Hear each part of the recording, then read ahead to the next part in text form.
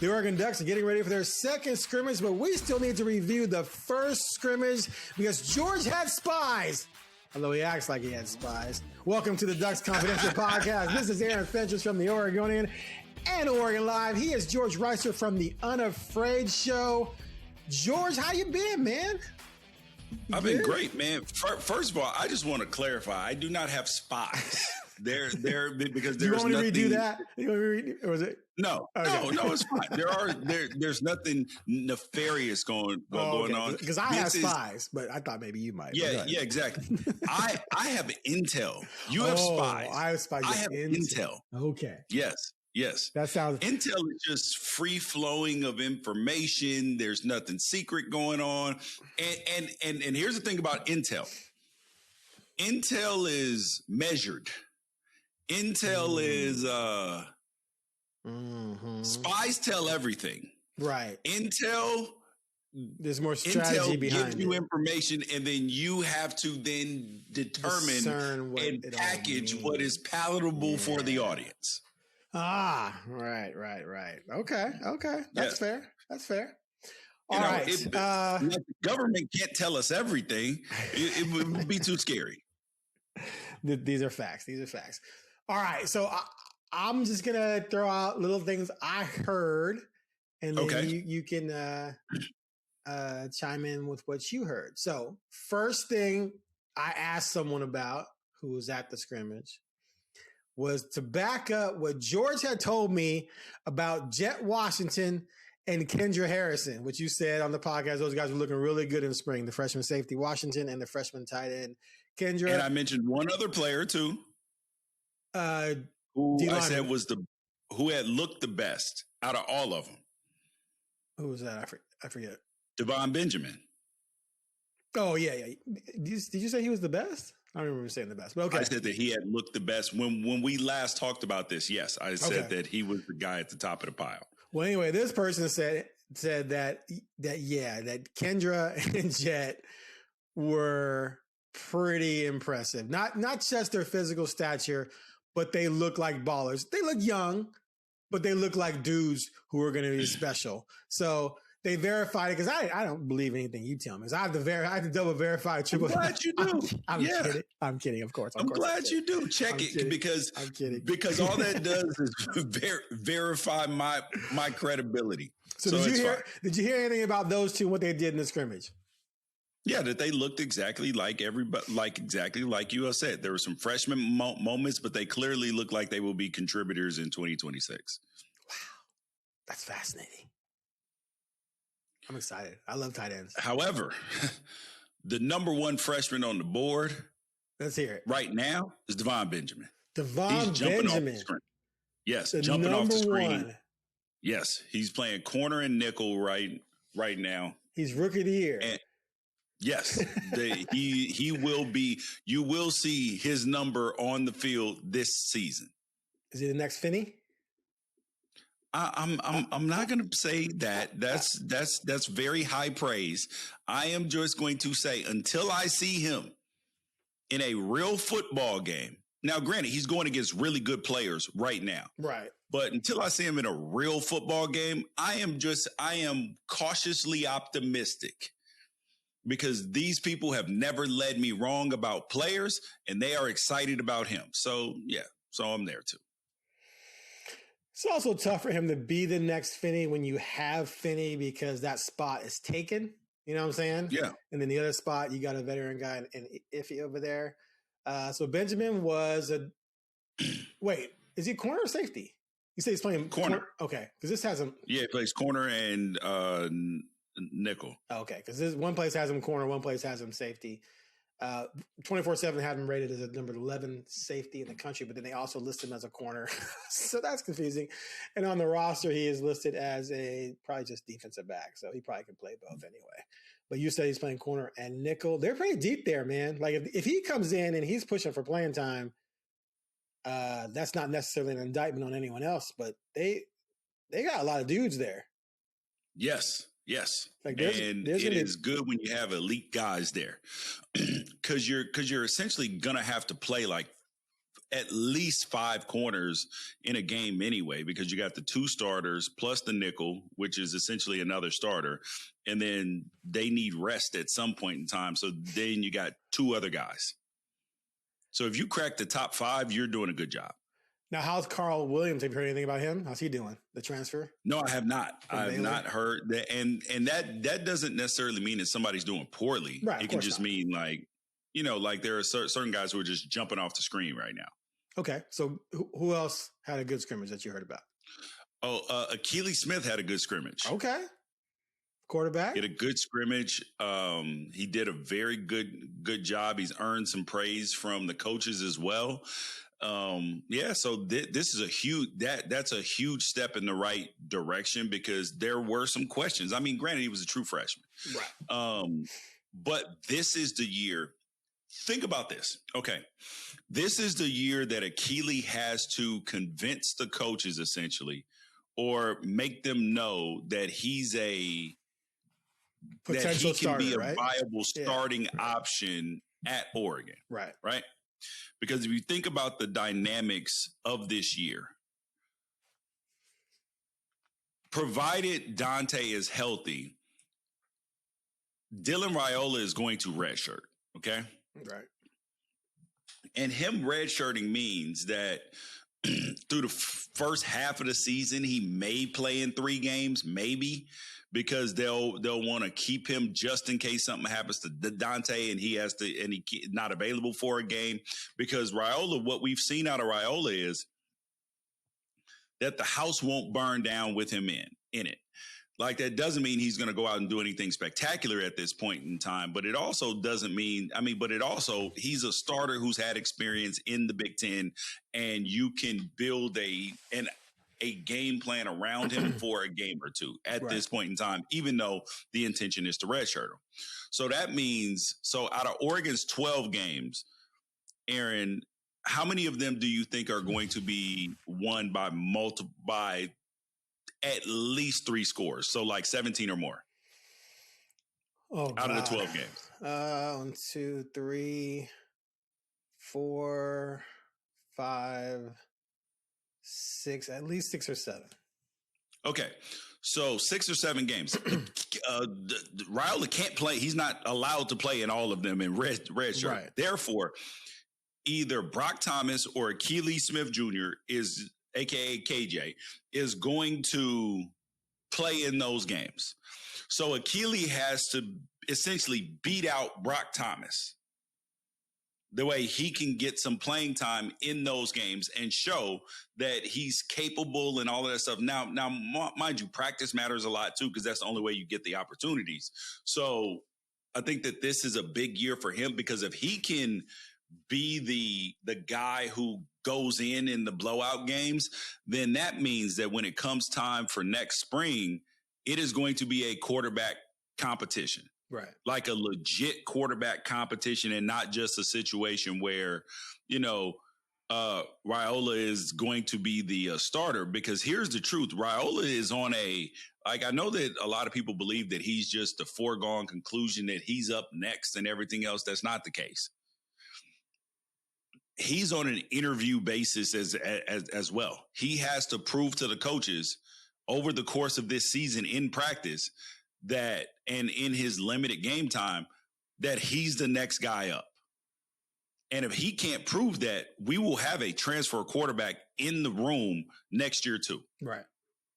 100%. So that's just the reality of that's real world reality, big boy honesty right there. Right.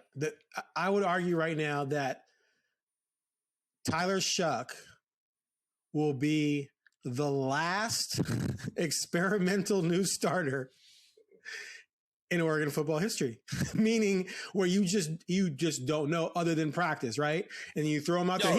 And he actually did well. But Mario was like, I'm going to go with Brown instead. And then, of course, now Tyler Shuck's in the NFL, right? But my point is, that was okay, let's see what this guy can do. Those days are over, because if you're Dan Lanning, you got all these resources and you're going to have all this talent everywhere else. You're not going to mess around with that position, because that position is the difference between the Final Four and 7 and 5. It can be that big of a difference. Well, I do believe that you can show what you have in practice. I mean, that you can. I mean, because think about it. Dante gave them enough confidence in practice that they didn't bring in a transfer. You see what I'm saying? No. So, like, I'm not saying it has to be just in games. I'm saying where they knew Mariota was going to be special, right? And even while he was redshirting, right? They knew Herbert. The first 3 weeks, everyone was like, "Oh my God, this guy." Right. Yeah, that he should be starting over Dakota. But Dakota was ahead mentally, so you started the season with Dakota. Shock, it was like he's got some ability, but let's see what happens. Those let's see what happen days, I think, are just over. Like, because you're not going to put yourself in that position. Because if you go into a season going, let's see what happens, it could just be a disaster. And a disaster for Oregon can mean someone who's just not capable of elevating, therefore you go 8-4 when you have everything else in place because the QB position isn't there. So 100%. So Raiola's got to show that, you can win games for us if other things aren't optimal. That's what you want at that level. Because some games, the other team scores a lot of points, I got to put up 40, right? Yep. Some games, the running game's not there, I'm getting a lot of pressure. I'm on third and long a lot. I got to make plays. And you got to have a special player to do that. And if you don't have that, your season, in terms of contending for a national title, is in trouble. So let me ask you this, though. Because regardless of Achilles' progress, Raiola has 2 years under his belt, and he had some success. That's a huge gap to make up. I mean, that's a huge jump to make for me to buy that he's going to be able to beat out Raiola next year for the 27 job. Now, I'm not saying it's not possible, but that's still a huge a lot of ground to make up. Okay. Okay, so give me your assessment of Dylan Raiola at Nebraska. I think he absolutely showed flashes of high-end ability. Like, I think that's a given, but it's a great example of when, in this day and age, and I talked to Dante the other day about this need to play right away. There's all these quarterbacks who have to play right away. And so they put themselves in positions they're not ready for. And then all their warts are exposed because they're not working on those warts before they get the opportunity. So I think he definitely showed a lot of holes in his game, but he did also flash as well. So I believe he has the ability to continue to develop, just like Bo Nix did. Bo Nix developed later in his career. So that's sort of where I am with him. And you know how I am. I always like to give people the benefit of the doubt and give them a chance to grow. But sometimes they're a Ty Thompson and sometimes they're a Bo Nix. You never know. But I definitely think Raiola has the potential to become pretty damn good. An NFL caliber, NFL draftable quarterback. Let's put it that way. Because his arm is sick. You admit that. Yes, he does have a good arm. Right. You're not buying anything I just said, are you? I believe that, and mind you, our kids are friends. They've known each other for years. So, like, this is not, like, there's no Dylan Raiola hate. There's no, there's nothing like that. Honest I like assessment. The kid. Yeah. I think that he has, so when he hopped in the transfer portal, from my understanding, there was not the interest that he anticipated there being. Right. There are good things. He's a big dude, all that stuff, but he's not mobile at all. Like, he's a statue. Like, if you think that Dante, like, compared to Bo Nix and and even Dylan and Herbert and Mariota and even Brown and he's a he's the least mobile out of all of those people. It's not Marino. Even. Yes, dude. In 2 years, he has negative 152 rushing yards. Now, mind you, sacks count against that. He's had a 38-yard run and a 17-yard run. Quit hating. He has negative 152 yards rushing. So, and most quarterbacks who have some level of, how many yards did Dante have rushing last year? I'll look it up. Continue talking. Okay. So, and the point is that even with sacks in college, you should be in the positive for rushing. He's a statue, but in short to intermediate throws, he's very, very good. Very good. It was either Nebraska's system or their players or something that has not translated to, big passing yardage games. So something there. But then that kind of goes back to high school too. He didn't throw for a lot of yards in high school. And then the people that followed him in the places that he transferred from threw for more yards and had more productive years than he did. So I believe that this is an opportunity for him to grow mentally, for him to grow in his understanding of the game and everything else. And if he takes those steps, he can definitely be an NFL quarterback because he does have the measurables. But then the other thing is he's got to get in shape because his dad's an O-lineman and he's built like his body wants to be an O-lineman. Right. But so he's got to work on that part of his game in terms of his body because like you can look at Patrick Mahomes with his shirt off and you're like, this is not impressive at all.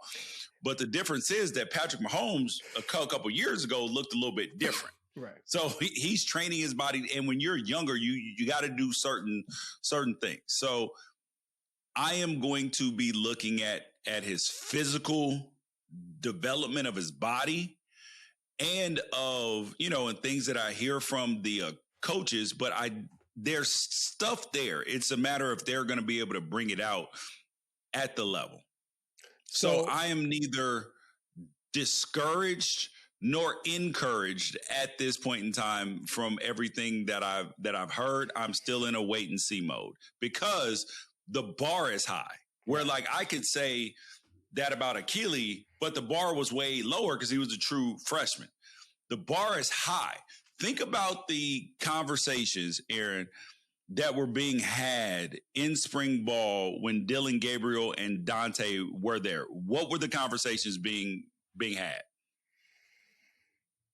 I honestly wasn't paying as much attention as I do now. But what I do remember was that the little I do remember is that it was clear that Dante had a different level of ability. Yes, and people were wondering, wow, should Dylan, should he start over Dylan? People see a great throw and go, oh my God, he's amazing. That's what I'm saying. But there's more to that. What I'm saying is, regardless of whether that should have been so or not, because it clearly shouldn't have. Like there were times where people were like, yo, boy, if something happened to Dylan, we'll be all right. We're not hearing that right now. And granted, the kid's coming off an injury and all of that stuff. So I'm just pointing out the similarities. Yeah. No, I hear you. In the situations. So Moore rushed for 327 yards of gains, net 154. Raiola rushed for 99 yards in gains. So yeah, the whole statue thing, definitely out of shape. I mean, it's a classic example of a high-end recruit going somewhere where he can play right away when he shouldn't be playing right away, which is what happened with Dante, which he admits, I shouldn't have been playing right away. I got my head kicked in. I humbled myself. Dylan's doing the same thing in the same place where Dante and did. Now that I appreciate. Right. God, because it takes a lot of stones to be able to do that. There's humility. And those are the things that lead itself to like, okay, there's a serious chance here. Yeah. Now, mind you, there's another kid in college football who should have done the exact same thing, and that's DJ Lagway. And I think that he is going to I think it's going to go left for him this year. I do, and it's unfortunate, but I just don't see a world where he comes out and he looks much better than he did at Florida last year. I think he should be a little bit better because last year he didn't get spring ball and he was hurt in the beginning of camp too. But you got to like quarterbacks, and I know this from having two quarterback sons, Aaron. It is fragile. And you have to, like, sometimes it can break and it can't be repaired, like DJ Uiagalelei. And then sometimes you have to be willing to, like, reset to repair it. Like, sometimes it cannot be repaired actively. Like, sometimes you got to take a seat and watch it to be able to fix it. And for all of that God-given talent and all the work that you put in and all the flashing, like for that to be able to be nurtured and developed, because everybody wants to play so early. And this is a thing that I'm dealing with my middle son, because Aaron, he looks good getting off the bus, bro. he's tall. He's as tall as me. So he's 6'3". He's 175 pounds, muscles all over the place, cannon for an arm, all of these things. And I'm like, high schools are trying to get him. And I'm saying, because he's an 8th grader. And I'm saying, okay, he's so 8th grade, 6'3", 175. Yes, he's an 8th grader. He's 6'3". Where do I buy stock? Where do I buy stock? Let me get a credit card out. You got to. and so now I'm faced with choices. Okay, I can send him somewhere where he will, like, if he goes to pretty much any school that's not like a high level school or has a college quarterback, he'll start as a freshman. Mm-hmm. Do I want that? Is that best for him? Or is it best for him to go to a better school, sit behind a dude who's going to college and play JV?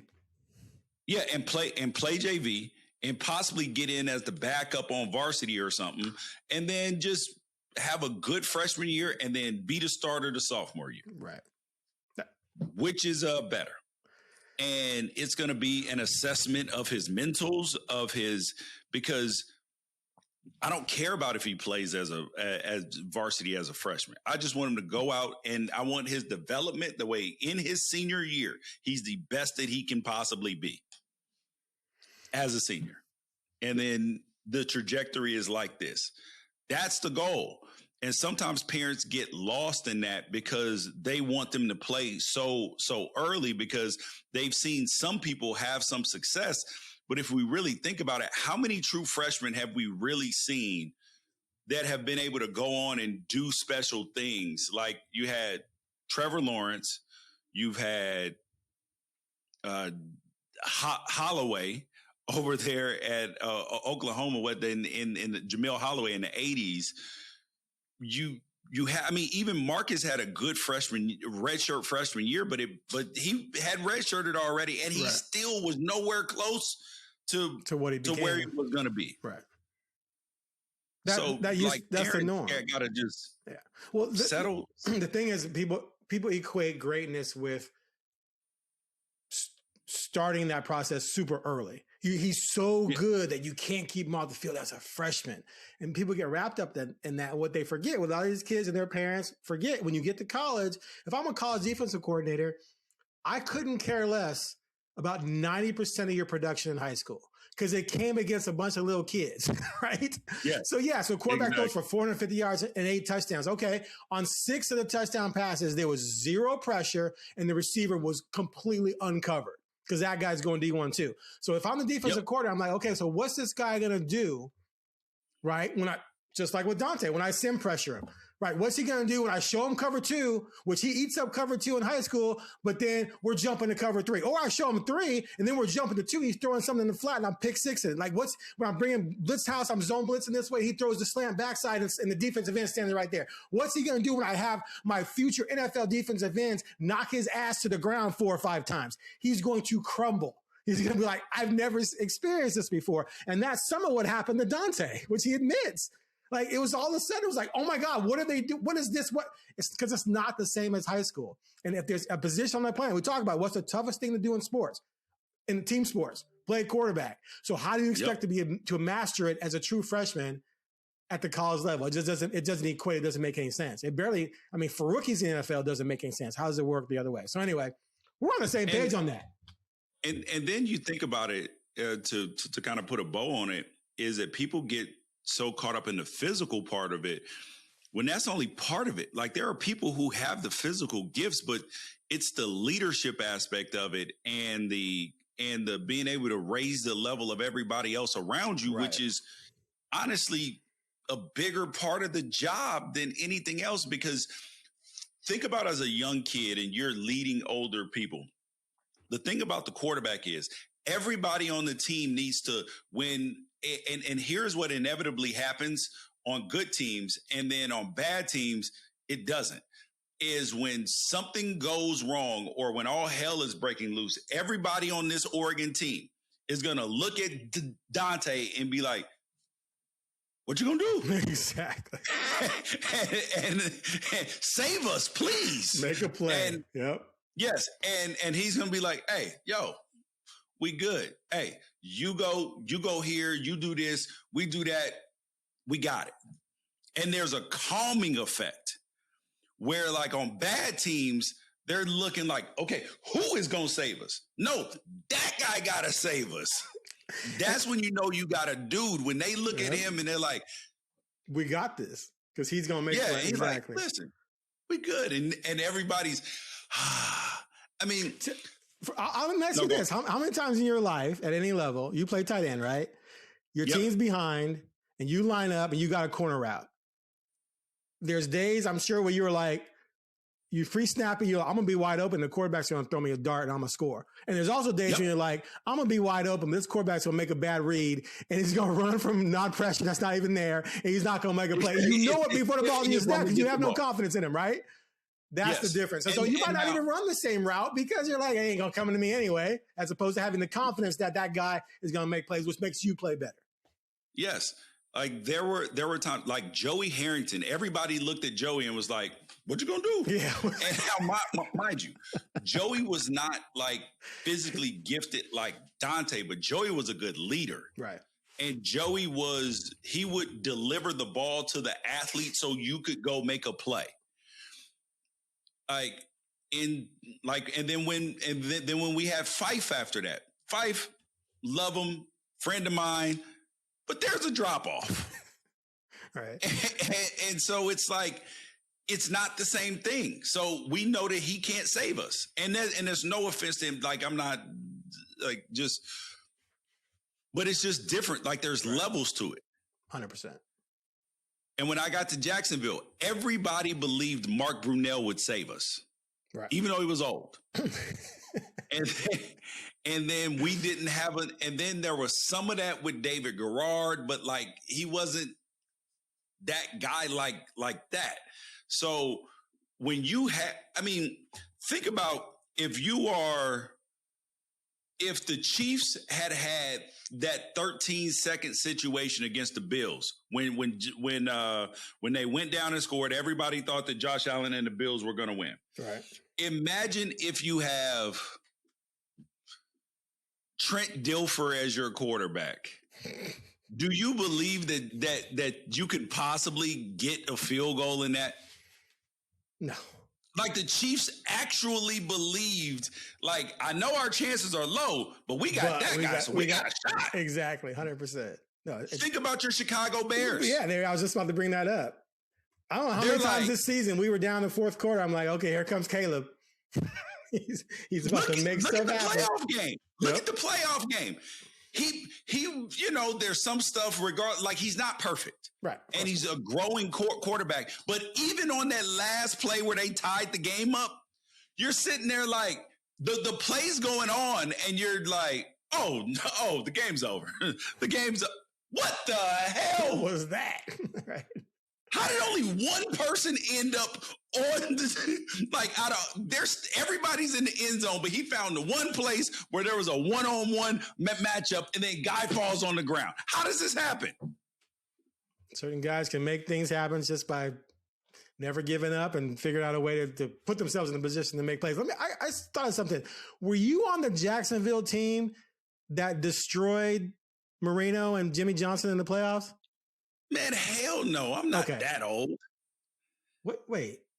What year? That was like, they won like 63 to 13. Was that in the 90s? That might have been. Yes, bro. Sorry, my bad. You played with Brunell. Brunell was on that team. Yeah, but I was only with Brunell for 1 year, his last year. Oh, okay. All right, never mind. You're like, I ain't that old. All right, let's. He had like 15 years before that. I know. Or 10 years, 12 years before that. All right, we got some mailbag. I just posted my mailbag today. Here's a couple of questions I want to run by you. One of them is this. Okay, so this person asks, since there was complaints about coordinators last year, which happens every year whenever a team loses, people want to cry about the coordinator. Someone asked if how likely it is that the new coordinators, Hampton defense and Maringer offense, could ultimately be better and help this team perform better in the playoffs against elite teams. So the first part of this is, do you blame the coordinators for what happened against Ohio State and Indiana? And B, can these two make the difference? Okay, so let's address this year first, okay? I definitely do believe, and Dan addressed this as well, that the coordinator situation at the end of the season was very trouble. I mean, it was tough. It was tough on everybody. You have Tosh, who's going to Cal, former school. He's an alumni. He's trying to build everything.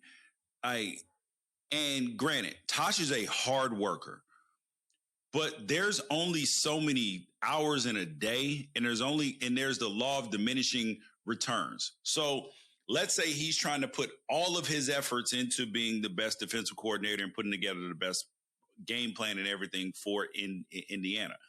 He's also trying to give Cal everything. Something's going to take a hit because you can't go without sleeping. And if you do go without sleeping, you're definitely not at your best. So, of course, something took a hit. Same thing with Kentucky, with what's his name? Stein? What's his name? Wait. Yeah, Stein. Yeah, see, man, when you're gone, Will Stein.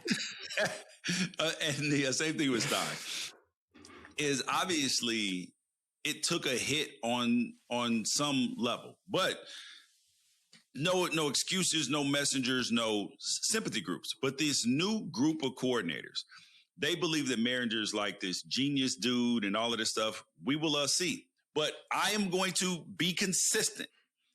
The same thing that I said about Hartline at Ohio State last year. A first-time coordinator is going to make some mistakes at times. Mm-hmm.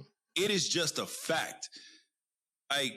Seasoned coordinators make mistakes, but you have to learn play sequencing. You have to learn all of this stuff. Granted, you do it in practice, you do it in mock games, all of this stuff, but it's different when you get into it. And there are going to be some times where he's going to come out of a game like, dang, I should have did this. And you just hope that by the end of the season that he's no longer a freshman anymore, a freshman coordinator, that now he has got he's taken some licks, but none that would, tank your season. And then he's ready to go in the playoffs. I would say I have even more confidence that Hampton will have early success and high level success, because not only is he, well thought of, but he is also dealing with a whole lot of experience. He got a D-line. All 4 D linemen are going to the NFL. He's got corners going to the NFL, safeties who might possibly be going to the NFL, linebackers, at least one of them or 2 of them are going to the NFL too. And they've all played. Right. So that lends itself to them being able to overcome coaching. Even when you do make a mistake, they can bail you out. So that's why I think that Hampton has an easier task ahead of him, because the players can bail you out more with just their physical greatness. Gotcha. All right. Fair enough. Let's get to one more here. If Indiana wins a second national title before Oregon gets its first. Stop it. It's not happening this year. It may not happen this year, but it could happen at some point. Okay. Are they talking about this year or just in general? Just in general. But would it be time for Oregon to adopt the same philosophy and try and go after old heads with experience more so than some of these young hot shots? Because I think you would agree that a 4th or 5th year guy with experience can be more impactful than a freshman or a sophomore that might be a 5-star kid but just isn't ready. We just talked about people being ready versus not being ready. So would it be time for Oregon to adopt this philosophy? Your answer seems to be written all over your face, which is no. To me, it's about finding the mix, right? You're developing the elite level talent who have a better brighter NFL future. But here's one of the things, though. The young guys want to play right away. They want to get a bunch of money, and they're trying to go to the NFL right away. Whereas maybe the next tier guys are going to be more developable, more easier to develop. They're going to be more patient, and then you have them for 4 or 5 years because their NFL potential is limited, and therefore they're a grown-ass man later in life, and they're better than those hotshot freshmen, sophomores. The answer to that is no. And I'm going to use Indiana to prove it. Indiana, they largely, yes, they were an old team, but they took guys, like the majority of their impact players came from James Madison. Right. Yes, they got some of them in the portal, but they had been with the same coach developing for years. Right. You know what I mean? So the idea like, oh, let's just get some old dudes. Curt Cignetti has even said out of his own mouth, we are going to be heavily in on high school recruiting. And because he understands that you can't live out of the transfer portal. Right. You have to recruit out of high school and develop your guys. Yes, there's going to be some attrition, but you try to minimize that as much as possible, build a culture like, even if you don't play as a freshman, it's okay because the guys in front of you are going to the NFL. So you learn from them. And then if you're not a starter or a consistent contributor by your sophomore year, this might not be the place for you. And that's okay. And that's where the attrition comes in and it's built into it. So I don't look at it like a change in philosophy because you have a coach who just turned 40 a couple days ago. Right. Just finished his 4th season as a head coach. Find me coaches that have won before their 4th year outside of like Larry Coker in Miami in inheriting a gold mine. At age 63, a team that won the year before. Right. And they were all coming back. It doesn't happen. Like coaches don't win before year 6. So the idea that, that a philosophy change or anything, and like I live by a principle in life, Aaron, progress, not perfection. The progress for Oregon is moving in the right direction. Last 2 years, playoffs, quarterfinals, playoff semifinals. You won a game this last year, and then you lost in the semis. I'm sorry, you won two games in the playoffs this year. Yes, that is progress. And I know that people don't like the end result of the outcome of the blowout games, but whether you lost by 30 or you lost by 3, you lost.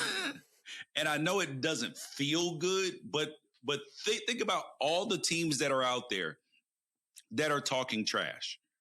It's not Ohio State talking trash because they've been blown out in the playoffs. They understand what it's like. They've been blown out.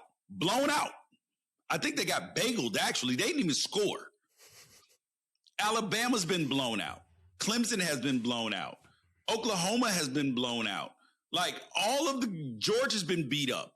Like every good team has been blown out in the playoffs. So you know who's talking about it? UW. USC. USC. They don't even have a player on their roster that has a towel from the playoff. They don't even have bowl swag from it. They don't even know how to travel there. They don't even know what to do. They don't even know what the hotel smells like, the bowl, the media obligations. They don't even know. They don't know about playing in January. Yes, playing in January, bro. They on vacation with their families. So the people who are talking trash are the ones that have not achieved anything close to what you have. So don't pay attention to the noise. And notice, Alabama ain't saying that. They just got housed for a second time in the playoffs. Right. So yeah, it's all the people. It's the non-doers doing all the talking. So Facts. Tell them when they say something to me, I tell them, hey brothers, look, you got to make the playoffs to get blown out in the playoffs. So right. You just try making it first and then come talk to me. All right. Last thing. This is kind of a cute, funny story in a way. So the Ducks received a commitment from cornerback Josiah Molden, son of Oregon legend Alex Molden, and the younger brother of Elijah Molden, who went to UW. Mm-hmm.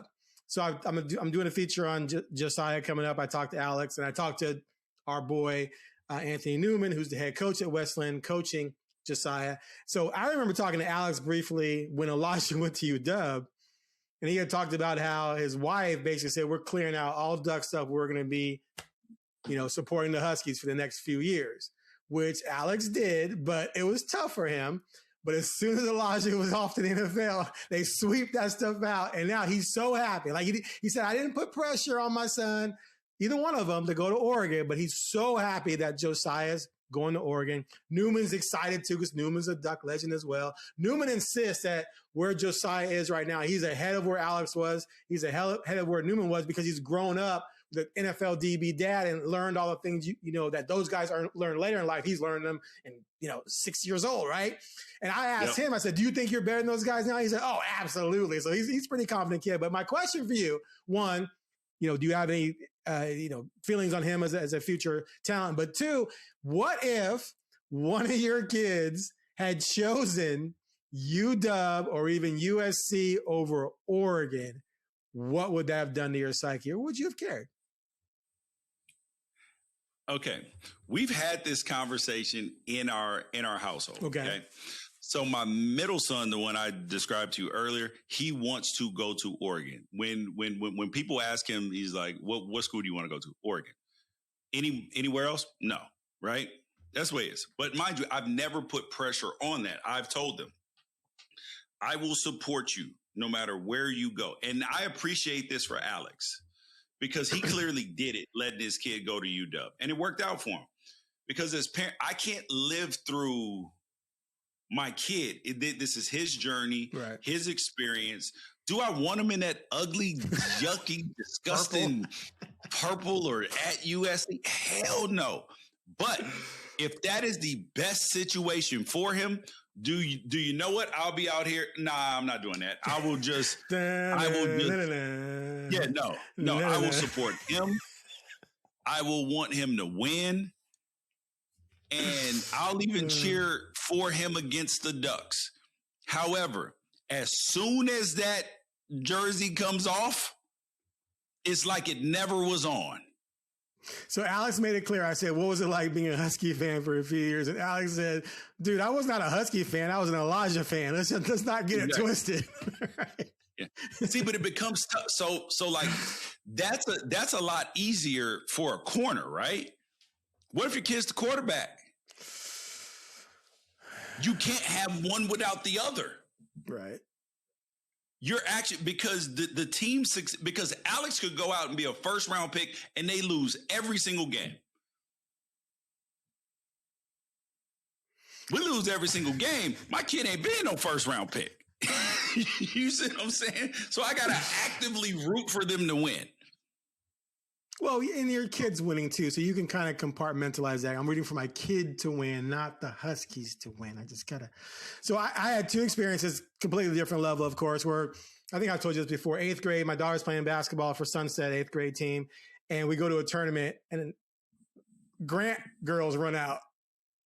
Grant High School. That's where I went. And dude, I told my wife, I go, I don't know how I'm gonna do this. She goes, what do you mean? I go, I kind of like got a low key pull for Grant. And she's like, you cannot do that. I go, yes, I can. So I was rooting for my daughter. And I was like, dude, I saw the Grant stuff. It was the blue and gray. I was like, oh my God. And then a couple years later, my son's playing Summer League American Legion baseball, and they play Grant. And it was the same thing. And I was like, oh my God. So my son was up to bat. I was rooting for him to get a hit. But the rest of the game, I was like, oh, let's go Generals. But anyway. Yeah, I get it. Man, I do want to talk before we go, Aaron. Did you see the story about the walk-on linebacker who was Ryan Clark, who was spying? Yeah, Ryan Clark wrote that. I love that. That story just made me so incredibly happy, because he's the kind of kid that he wanted it so badly, right? He was willing to go through extremes to get it. And that's the mentality that you want out of your 5 stars. And the ones in your high 4-star kids that have the NFL body, they look good getting off the bus. When they have that, I'll die for this, like that this is the most important thing to me, and I'll sacrifice whatever I need to. Like, you got to kick me up out of here to get it. That just made me want to root for the kid, and I don't know what his future will hold, but he got what he wanted. And now he's probably going to set his goal on something else. He's going to be like, I'm going to be the new Bryce Betcher. And I wouldn't bet against him. Hey, because, I mean, if you're Dan Lanning, right? Who can appreciate that more than Dan Lanning?